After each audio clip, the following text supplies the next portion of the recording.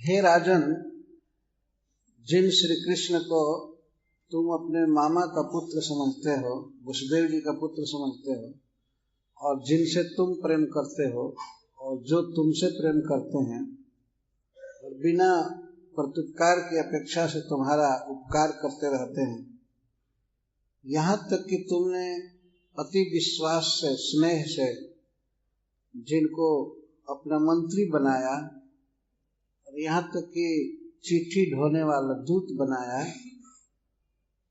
और अतिशय सौहार्दवश जिनको तुमने सारथी तक बनाया, ये साक्षात भगवान है, परब्रह्म है। इसके पहले भीष्म पितामह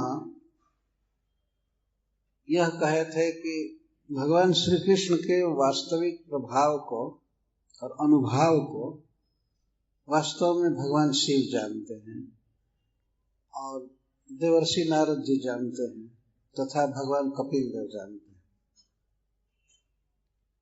अन्य लोगों को भगवान के अनुभाव का पता नहीं है।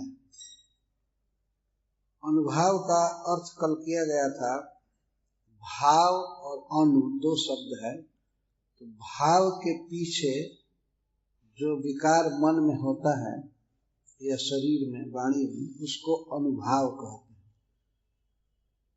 श्री कृष्ण के प्रति महाराज युधिष्ठिर और उनके भाइयों का बहुत ही घनिष्ठ संबंध है। यद्यपि ये जानते हैं कि श्री कृष्ण भगवान है, सर्वेश्वर है, परंतु फिर भी कृष्ण के साथ इनका संबंध है। उस संबंध के भावना के अनुसार श्री कृष्ण में संबंध के कारण जो भाव है वही उदित होता है।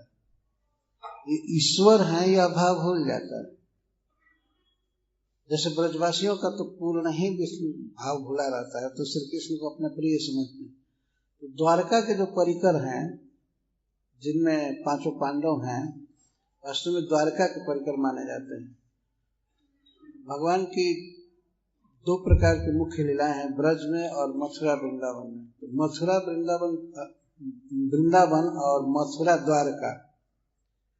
तो द्वारका के जो परिकर हैं वे श्री कृष्ण को अपने संबंध के अनुसार मानते हैं और यही प्रबल रहता है। जैसे वसुदेव जी मानते हैं कि ये हमारा पुत्र है, माता देवकी हमेशा इसी भाव में रहती हैं कि हमारा पुत्र है, श्री बलराम जी इस भाव में रहते हैं कि हमारे भाई हैं, और भी जो भगवान के पुत्र हैं वे समझते हैं कि ये हमारे पिता हैं। भगवान की पत्नियां समझती हैं कि ये हमारे प्रियतम पति देव हैं।